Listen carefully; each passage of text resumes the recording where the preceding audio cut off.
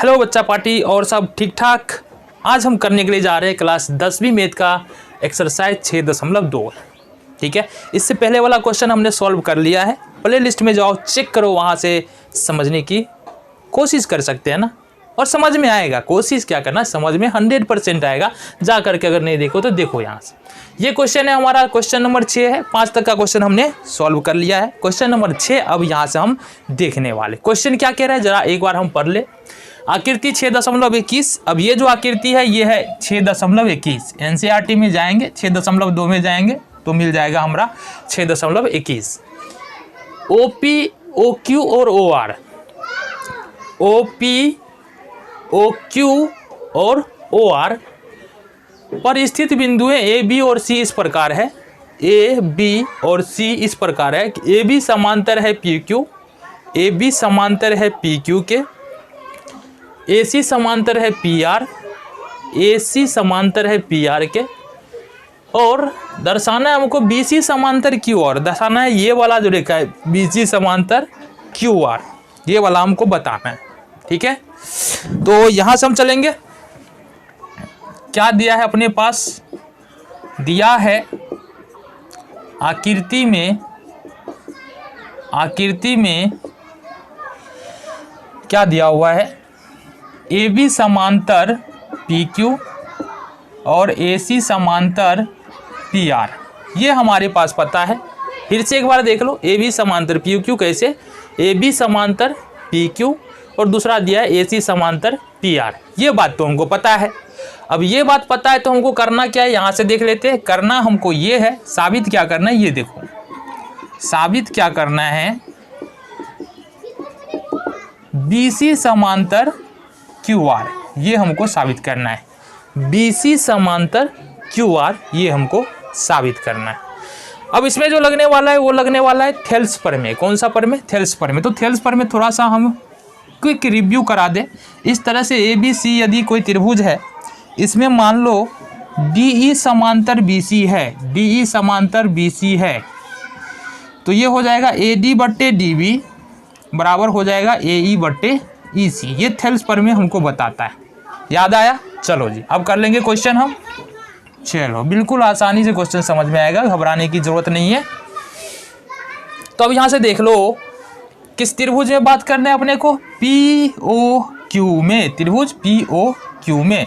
अगर हम इस त्रिभुज को बाहर निकाल लें यहाँ से तो क्या हो जाएगा, देखो ये और यहाँ से ये बनता है अपना पी ओ क्यू, ये वाला त्रिभुज है। यहाँ से देखेंगे ए बी समांतर दिया है, देखो ए बी समांतर दिया है पी क्यू के, ए बी समांतर है पी क्यू के। इसका मतलब हम क्या लिख सकते हैं, ओ ए बट्टे ए पी, ओ बी बट्टे बी क्यू, ये हम लिख सकते हैं। चलो जी, तो प्रमाण लिख देते हैं। चलो आ जाओ, त्रिभुज किस में जाना है, ओ पी क्यू में। त्रिभुज ओ पी क्यू में क्या दिया हुआ है, ए बी समांतर दिया है पी क्यू के। जब ए बी समांतर पी क्यू है तो हम क्या लिख सकते हैं, देखो जरा, हम लिख सकते हैं, क्या लिख सकते हैं, देखो यहाँ से ओ ए बट्टे ए पी, ओ ए बट्टे ए पी, साथ ही साथ लिख सकते हैं ओ बी बट्टे बी क्यू, ओ बी बट्टे बी क्यू, ये हम यहाँ से लिख सकते हैं। क्यों होगा ऐसा, बोल देंगे थेल्स प्रमेय से हुआ। थेल्स प्रमेय ये बताता है हमको। समीकरण नंबर 1 मान लेंगे इसको। समझ में आ गया, आया कि नहीं आया, आ गया। चलो आगे चलते हैं। अब अपने को जाना है त्रिभुज पी ओ आर में।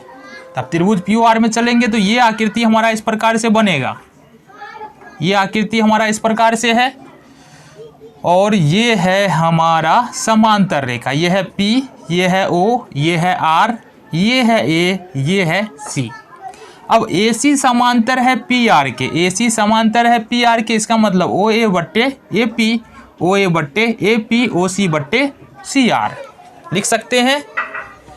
त्रिभुज OPR में, त्रिभुज OPR में क्या दिया हुआ है हमको, AC समांतर PR, AC समांतर PR, इसलिए हम लिख सकते हैं OA बट्टे AP, ओ ए बट्टे ए पी बराबर लिख सकते हैं ओ सी बट्टे सी आर, ओ सी बट्टे सी आर। इसको मान लें। अब ये क्यों हो जाएगा, ये भी हो जाएगा थेल्स प्रमेय से, क्योंकि अभी हमने बताया थेल्स प्रमेय ही तो बताता है। इस तरीके से हमको हमारे पास आ गया समीकरण नंबर 1, समीकरण नंबर 2।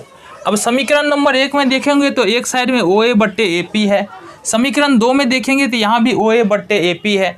इसका मतलब समीकरण समीकरण 1 और 2 का LHS एक तरफ बराबर है तो दूसरा तरफ का बात जो है वो भी क्या हो जाएगा, बराबर हो जाएगा। तो यहाँ से लिख सकते हैं समीकरण नंबर 1 और 2 से, समीकरण नंबर 1 और 2 से हो जाएगा हमारा ओ बी बट्टे बी क्यू, ओ बी बट्टे बी क्यू बराबर हो जाएगा हमारे पास ओ सी बट्टे सी आर, ओ सी बट्टे सी आर। अब यहाँ देखो बता क्या रहे भाई साहब, है ना, ये क्या बता रहा है, ये बता रहा है ओ बी बट्टे बी क्यू और ओ सी बट्टे सी आर बता रहा है। अब अगर चूंकि त्रिभुज ओ क्यू आर की भुजा ओ क्यू आर की भुजा ओ क्यू और क्यू आर, देखो ओ क्यू और क्यू आर समान अनुपात में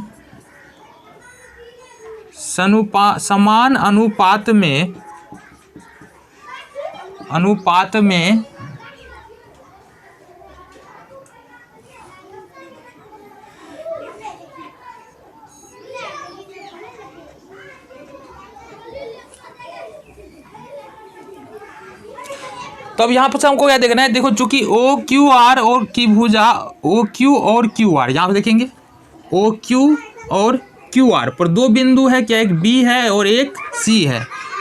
भुजा ओ क्यू और क्यू आर पर बिंदु क्या है हमारा, क्रमशः बी और सी है, जो जिससे, या लिख सकते हैं यहाँ से जिससे हमारा क्या हो रहा है, ये अनुपात बन रहा है।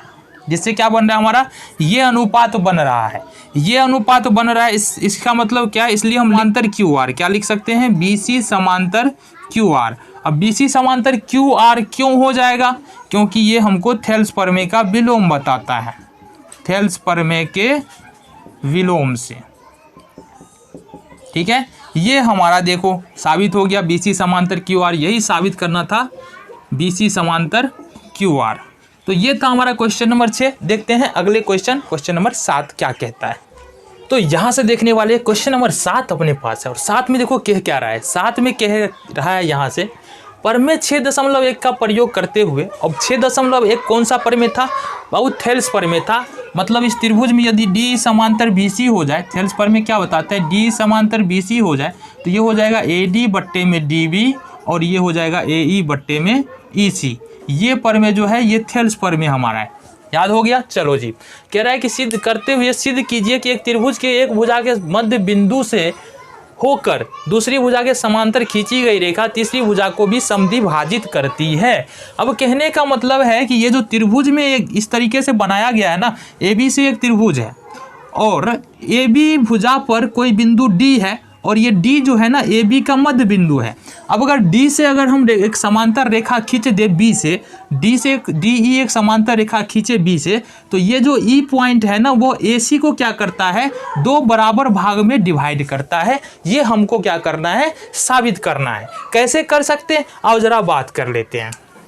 तो सबसे पहले हमारे पास गिवेन में क्या है, गिवेन में मतलब दिया है हमारे पास ABC एक त्रिभुज है, ABC एक त्रिभुज है जिसमें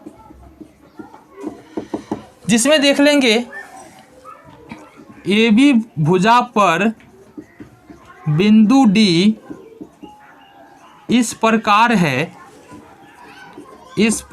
है कि AD बराबर DB। ये समझ में आ गया। यहाँ से चूंकि D मध्य बिंदु है ना, D मध्य बिंदु है, इसका मतलब है यहाँ से यहाँ की दूरी और यहाँ से यहाँ की दूरी बराबर होगा, मतलब AD बट्टे DB। समझ में नहीं आ रहा है क्या, समझ में नहीं आ रहा तो ये से समझो ना। मान लो यहाँ से ये रोड है एक, ठीक है, पहले ये A है, ये D है और ये बी है। अगर यहाँ से यहाँ की दूरी समान है, यहाँ से यहाँ की दूरी समान है, तभी तो ये बीच वाला बिंदु हुआ ना। तो यहाँ से लिख सकते हैं ना AD बराबर DB लिख सकते हैं ना, यही कहने की कोशिश कर रहा है क्वेश्चन में। तो AD बराबर क्या हो गया हमारा, DB हो गया। अब अपने को साबित क्या करना है, जरा इसकी और बात कर ले। साबित क्या करना है, देख लो यहाँ से सिद्ध करना है, सिद्ध करना है। और साथ ही साथ ये भी दिया है, देखो ये दिया है हमारे पास DE समांतर में BC, ये भी दिया है। सिद्ध करना है हमको, क्या सिद्ध करना है, AE बराबर है EC के, AE बराबर है EC के। अगर ये हम सिद्ध कर लेते हैं तो हो गया हमारा। E मध्य बिंदु है, या ये लिख सकते हैं E AC का मध्य बिंदु है, ठीक है, मध्य बिंदु है। ये हमको साबित करना है। प्रमाण लिख ले, चलो जी। प्रमाण, प्रमाण में देखो क्या है, चूंकि DE समांतर हमको BC दिया है ना, त्रिभुज ABC में। अब DE समांतर BC दिया है, DE समांतर BC दिया है त्रिभुज ABC में, इसलिए हम लिख सकते हैं AD बट्टे DB बराबर AE बट्टे EC। ये क्यों हो जाएगा, ये हो जाएगा थेल्स प्रमेय से। थेल्स प्रमेय बताता है हमको, थेल्स प्रमेय से, ठीक है। यहाँ तक तो समस्या नहीं होनी चाहिए। चलो जी, अब हमको पता क्या है बाबू, यहाँ से देखो AD बराबर जो है वो DB है, AD बराबर जो है वो DB है। इसका कहने का मतलब है AD के जगह पर हम AD रख सकते हैं, AD के जगह पर हम AD रख सकते हैं। क्योंकि AD और DB बराबर है ना, तो AD DB की जगह पर हमने क्या किया, AD ही रख दिया। बराबर हो जाएगा AE बट्टे में EC, AE बट्टे में EC। चलो कोई समस्या नहीं है। AD से AD कैंसिल हो जाएगा, एक बराबर हो जाएगा यहाँ से AE बराबर EC। यहाँ से क्रॉस मल्टीप्लिकेशन करेंगे तो यहाँ से हो जाएगा AE बराबर EC। आ गया। साबित क्या करना था, किधर गया, साबित करना था AE बराबर EC, यानी कि EAC का मध्य बिंदु है। इसलिए हम यहाँ से क्या लिख सकते हैं, यहाँ से लिख सकते हैं, इसलिए EAC का मध्य बिंदु है, मध्य बिंदु है। ये हो गया अपना प्रूव्ड, साबित हो गया, ठीक है। ये था क्वेश्चन नंबर 7। देखेंगे क्वेश्चन नंबर 8 को। तो यहाँ से देख लो हमारे पास क्वेश्चन नंबर 8 है। क्वेश्चन नंबर 8 में क्या बोला जा रहा है, प्रमेय 6.2 का प्रयोग करते हुए, प्रमेय 6.2 का प्रयोग करना है। और प्रमेय 6.2 क्या बताता है, प्रमेय 6.2 बताता है यदि किसी त्रिभुज में AD बट्टे DB है और AE बट्टे EC है। इससे पहले समझना पड़ेगा, किसी त्रिभुज में दो रेखाओं को, यानी कि किसी त्रिभुज की दो भुजाओं को काटते हुए कोई रेखा खींचा जाए और उसका अनुपात समान हो। अब यहाँ DE रेखा खींचा गया है और इसका अनुपात है AD बट्टे DB, AE बट्टे EC। ये अनुपात समान होगा तो त्रिभुज, ठीक है, त्रिभुज में DE समांतर BC हो जाएगा। ये थेल्स प्रमेय का विलोम, यानी कि प्रमेय नंबर 6.2 हमको बता के गया था। अब बता के गया था तो बोल रहा है उसी को पकड़ के लाओ, जो 6.2 है उसको पकड़ के लाओ, और पकड़ के लाओ और उसके अनुसार बता दो कि बाबू AD और DB जो है बराबर है, यानी कि DAB का मध्य बिंदु है तो मतलब AD बराबर DB, और E जो है AC का मध्य बिंदु है, इसका मतलब AE बराबर EC। अगर ये है तो हमको बता दो जरा DE समांतर BC है, ये हमको बोल रहा है बताने के लिए, ठीक है। तो अब देखो कैसे करते हैं इसको, हम हल लिख लो। सबसे पहले दिया क्या है, त्रिभुज ABC में, देखो यहाँ से त्रिभुज ABC में DAB का तथा EAC का मध्य बिंदु है। क्या है, मध्य बिंदु है। इसलिए हम मान सकते हैं AD बराबर DB तथा AE बराबर EC, ये हो जाएगा, ठीक है। AD बराबर मध्य बिंदु है तो AD बराबर, अगर DE AB का मध्य बिंदु है तो AD बराबर DB, E अगर AC का मध्य बिंदु है तो AE बराबर EC। सिंपल सी बात है ना, इतना नहीं है माइंड लगाना पड़ रहा है, सिंपल सी बात है। चलो साबित क्या करना है अपने को, साबित करना है, साबित क्या करना है, साबित करना है हमको DE समांतर BC, ये हमको साबित करना है। चलो जी परमान देख लेते हैं, परमान। ठीक है, यहाँ से अगर हम AD बट्टे DB निकालने की कोशिश करें, AD बट्टे DB निकालने की कोशिश करें तो ये कितना निकल के आएगा। अब देखो AD का मान तो AD, और चूंकि AD और DB बराबर है इसलिए DB के जगह पर AD को लिख सकते हैं, इसको लिख सकते हैं। ये निकल के आ रहा है हमारे पास 1। कितना निकल के आ रहा है? 1। तथा अगर हम यहाँ से देखें, ये ऊपर में लिख लेंगे त्रिभुज ABC में, इसी में काम कर रहे हैं तो लिख लेते हैं। अब अगर हम AE बट्टे EC का अनुपात निकालने की कोशिश करें, AE का AE रहने देते हैं। अब देखो यहाँ से AE बराबर EC दिया है, इसका मतलब EC का स्थान पर AE रख देते हो, AE रख देते हैं यहाँ से। अब ये भी निकल के आ रहा है 1। क्लियर है? अब यहाँ AD बट्टे DB बराबर निकल के आ रहा है AE बट्टे EC, और ये कितना निकल के आ रहा है? दोनों 1 के बराबर है। ठीक है, इसलिए क्या हो जाएगा? DE समांतर हो जाएगा BC। किससे हो जाएगा? थेल्स प्रमेय के विलोम से, थेल्स प्रमेय के विलोम से, या बोल सकते हैं प्रमेय 6.2 से। चलो जी समझ में आ गया। ये क्वेश्चन नंबर कितना था?